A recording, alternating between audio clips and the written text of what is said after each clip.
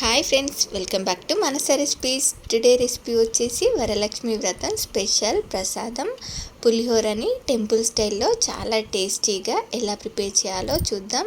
చూడండి, ఇది రంగు రుచి రెండు కూడా టెంపుల్ స్టైల్లోనే చాలా రుచిగా ఉంటుంది. దీన్ని మీరు కూడా ఒకసారి ఇలా తప్పకుండా ట్రై చేయండి.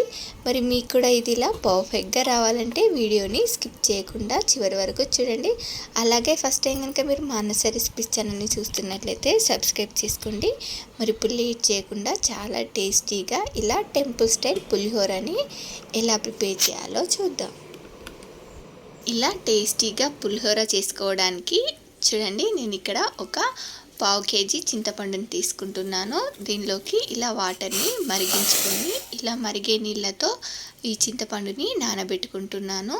ఇలా చింతపండుని నీళ్ళని వేడి చేసుకొని నానబెట్టుకోవడం వల్ల మనకు చింతపండు త్వరగా నానుతుంది. మనకు పులిహోర కూడా తొందరగా పాడవకుండా ఉంటుంది.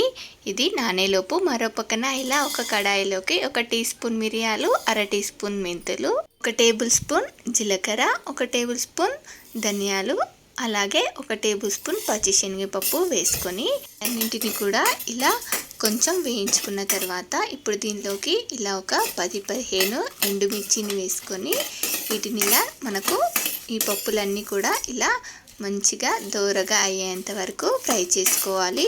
చూడండి, వీటిని ఇలా దోరగా ఫ్రై చేసుకున్న తర్వాత ఇప్పుడు లాస్ట్లో దీనిలోకి 1 టేబుల్ స్పూన్ ఆవాలు, అలాగే 2 టేబుల్ స్పూన్ల నువ్వులను వేసుకొని వీటిని ఇలా జస్ట్ 1 నిమిషం పాటు ఫ్రై చేసుకుంటే సరిపోతుంది. చూడండి, ఇవి కొంచెం ఇలా చిటపట్లాడగానే స్టవ్ ఆపేసి వీటిని చల్లారనివ్వండి. చూడండి, ఇవి ఇలా చల్లారిన తర్వాత వీటిని ఇలా మిక్సీ జార్లో వేసుకొని ఇలా గ్రైండ్ చేసి రెడీగా పక్కన పెట్టేసుకోండి. ఇప్పుడు దీన్ని ఇలా పొడి చేసుకునే లోపు మనకు మరో పక్కన ఇలా చింతపండు కూడా నానిపోయింది. ఇప్పుడు దీన్నంతా కూడా ఇలా బాగా పిసికి ఇలా చింతపండులో ఎక్కువ వాటర్ వేయకుండా ఇలా కొంచెం చిక్కగా తీసుకుంటే మనకు పులిహోర తొందరగా అయిపోతుంది.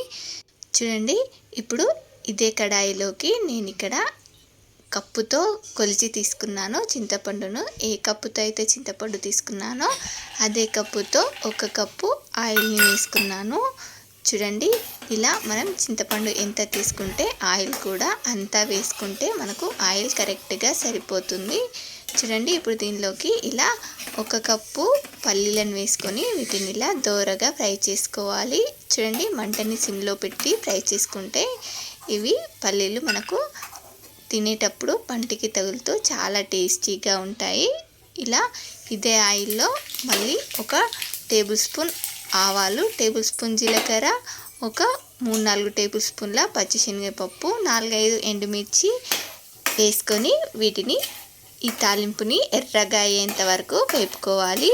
చూడండి, మనకు ఈ తాలింపుని ఇలా బాగా ఫ్రై చేసుకున్న తర్వాత ఇప్పుడు దీనిలోకి మనం పచ్చిమిర్చి 4 పచ్చిమిర్చిని ఇలా కట్ చేసి వేసుకున్నాను. పులిహోరలో ఇలా పచ్చిమిర్చి కూడా చాలా టేస్టీగా ఉంటుంది. అలాగే ఒక గుప్పెడంతా కరివేపాకు, 1.5 టీ స్పూన్ వరకు పసుపుని వేసుకున్నాను. మనకు కలర్ఫుల్గా రావడానికి ఇలా పసుపు కొంచెం ఎక్కువగా వేసుకుంటేనే బాగుంటుంది కలర్ కూడా. చూడండి, ఇప్పుడు దీన్ని ఇలా ఫ్రై చేసుకున్న తర్వాత ఇప్పుడు మంటని సిమ్లో పెట్టేసి ఇప్పుడు దీనిలోకి మనం ఇందాక పిసికి పెట్టుకున్న ఈ చింతపండుని ఇలా ఒక జాలి గిన్నెలో వేసుకొని డైరెక్ట్గా దీనిలోనే వడగట్టేసుకుంటున్నాను. మీరు కావాలంటే ఈ చింతపండు గుజ్జుని ముందుగా వడగట్టి కూడా వేసుకోవచ్చు. చూడండి, ఇలా ఈ చింతపండు గుజ్జునంతా వడగట్టుకున్న తర్వాత దీన్ని ఇలా మళ్ళీ ఒకసారి గిన్నెలో వేసుకుని ఇలా కొంచెం వాటర్ని యాడ్ చేసుకొని ఈ చింతపండు గుజ్జుని తీసుకోవాలి. చూడండి, ఇప్పుడు దీన్ని ఇలా మళ్ళీ ఫిల్టర్ చేసుకోవాలి. చూడండి, ఈ చింతపండు గుజ్జునంతా కూడా ఇలా ఫిల్టర్ చేసుకున్న తర్వాత చూడండి, మనకు ఇలా కొంచెం పిప్పి మిగిలింది. చూసారు కదా, ఇలా ఈజీగా మనం చింతపండు గుజ్జుని తీసుకోవచ్చు. చూడండి, ఇలా చింతపండు గుజ్జు వేసుకున్న తర్వాత దీన్ని ఇలా ఉడికించుకోవాలి. ఇది ఇలా ఉడుకుతున్నప్పుడు దీనిలోకి చూడండి, నేను ఇక్కడ ఒక 2 టేబుల్ స్పూన్స్ వరకు కల్లుప్పుని అంటే రాళ్ళ ఉప్పుని వేసుకుంటున్నాను. అలాగే 1 టేబుల్ స్పూన్ వరకు తురిమిన బెల్లంని కూడా వేసుకొని దీన్నంతా కూడా ఒక 7-8 నిమిషాల పాటు ఇలా ఆయిల్ పైకి తేలేంత వరకు బాగా ఉడికించుకోవాలి.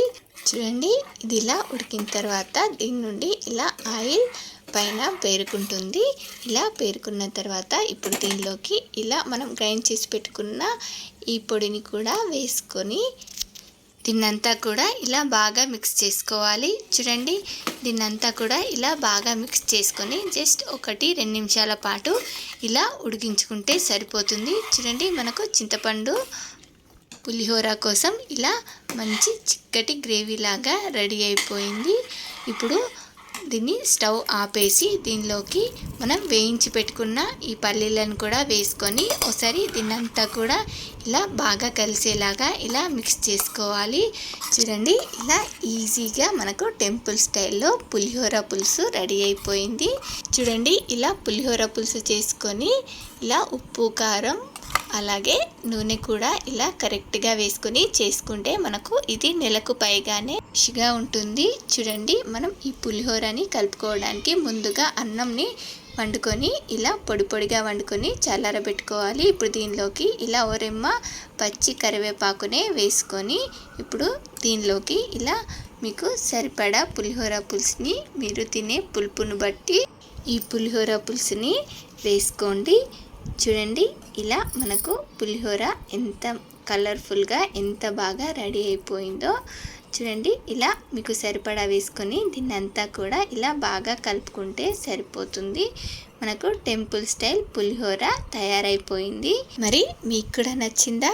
అయితే ఈ వరలక్ష్మి వ్రతంకి ఇలా ట్రై చేసి ఎలా వచ్చిందో కామెంట్ బాక్స్లో నాతో షేర్ చేసుకోండి. అలాగే మీకు ఈ రెసిపీ కనుక నచ్చినట్లయితే మా ఛానల్ని లైక్ చేయండి, షేర్ చేయండి. మరిన్ని టేస్టీ అండ్ హెల్దీ రెసిపీస్ కోసం మానస రెసిపీస్ ఛానల్ని సబ్స్క్రైబ్ చేసి దాని పక్కనే ఉన్న బెల్ సింబల్ని క్లిక్ చేయండి. Thank you for watching my video.